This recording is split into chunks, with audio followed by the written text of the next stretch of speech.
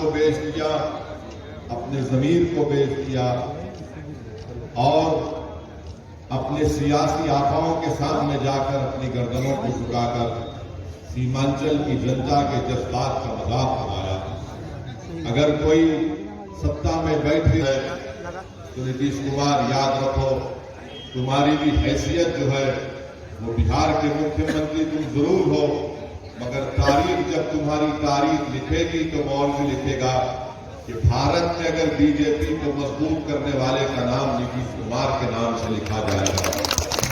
جب گجرات چل رہا تھا تو تم ریلوے کے منتری تھے، تم نے ہی یہاں پر بی جے پی کو گجرات کی سرزمین پر مضبوط کیا، تم نے ہی سارے دیش میں اگر اخلاق اور بیلو خان کی موت ہوئی تو یقیناً تمہاری پارٹی کا بھی اس کے ساتھ رہا۔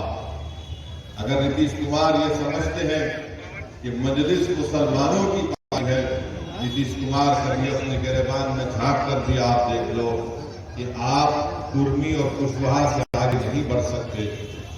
آپ نے مکھیہ منتری تو آپ بن گئے، مگر آپ نے ہمیشہ دھوکہ دیا۔ آج مجلس کے اراکین جس کو آپ نے کامیاب کیا تھا، ان لوگوں کو راجد نے اور نتیش کمار نے دولت کے بلبوتے کے اوپر ان کا ایمان خرید کیا ہے۔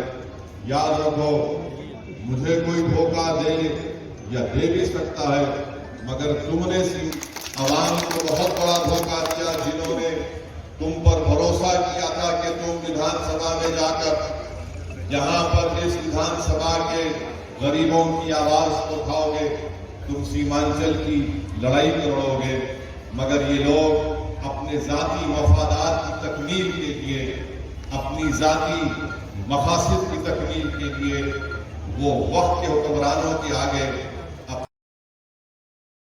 اپنے ذاتی مقصد کو پورا کرنے کے لیے نہیں آئے ہیں۔ ہم نے یہ کہا تھا کہ سیمانچل کی جنتا کو انصاف ملنا چاہیے، اور بھارت کا اگر سب سے پسماندہ کوئی علاقہ ہے تو وہ سیمانچل کی سرزمین ہے۔ ہم نے یہ بات کا آپ سے وعدہ کیا تھا کہ یہاں پر جب تک آپ اپنے آزاد سیاسی نمائندوں کو کامیاب نہیں کریں گے، سیمانچل کی زمین پر بسنے والے انسانوں سے انصاف نہیں ہوگا۔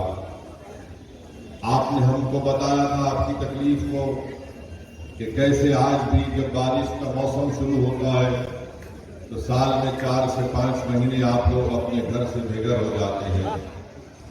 بہت سے لوگوں کا گھر، ان کی زمین، ان کی زراعت اس پانی کے باڑھ میں بہہ جاتی ہے۔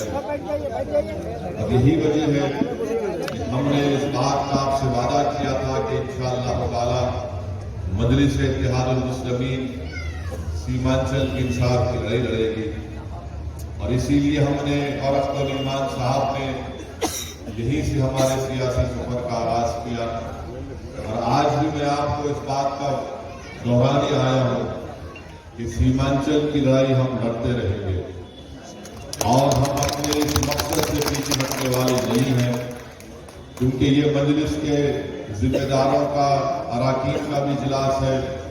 میں ان سے بھی یہ بات کہنے آیا ہوں کہ اپنے حوصلوں کو بلند رکھیے۔ ان کی زبان سے بھی سیمانچل نہیں نکلا، نہ ان کی زبان سے یہ پورنیہ ایئرپورٹ کا ذکر ہوا، نہ ان کی زبان سے جلال گڑھ سے کشن گنج کی ریلوے لائن کا ذکر ہوا۔ مجلس لڑے گی، اور اگر آپ کا ساتھ رہے گا تو انشاءاللہ تعالی یہ ناانصافیوں کا خاتمہ ہوگا۔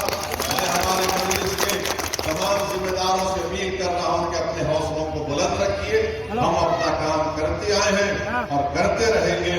یہ وقتیہ طور پر یہ پانی کے غلغلے ہیں جس کی کوئی اہمیت نہیں ہے، یہ اپنی حیثیت دکھا چکے ہیں، یہ اپنی اصلی پہچان عوام کے سامنے لا کر رکھی ہے۔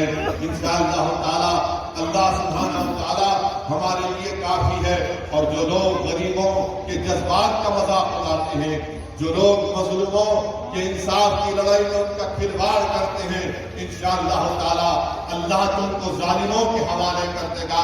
جس طرح تم نے آج دھوکہ دیا ہے، انشاءاللہ تعالی عنقریب میں تم بھی ذلیل و رسوا ہوگے۔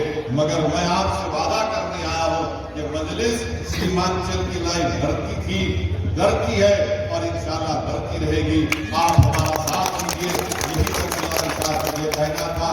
آج ایک لمبا سفر ہے, کل بھی ہے, اور انشاءاللہ تعالی میں رمضان کے بعد بھی سیمانچل میں آؤں گا. آپ سے ملاقات ہوگی اور ہم بتائیں گے کہ سیمانچل کی جنتا کی لڑائی کیسے لڑی جاتی ہے. اور ہم اپنے گریبان کے تار بیچنے کے لیے تیار نہیں تھے, نہ کبھی رہیں گے. ہمارا مقصد ایک ہی ہے کہ سیمانچل سے انصاف ہو. اگر پٹنہ اور اطراف کے علاقوں میں ترقی ہو سکتی ہے تو سیمانچل کی سرزمین پر بسنے والے انسان ہیں, ان سے بھی انصاف ملنا چاہیے.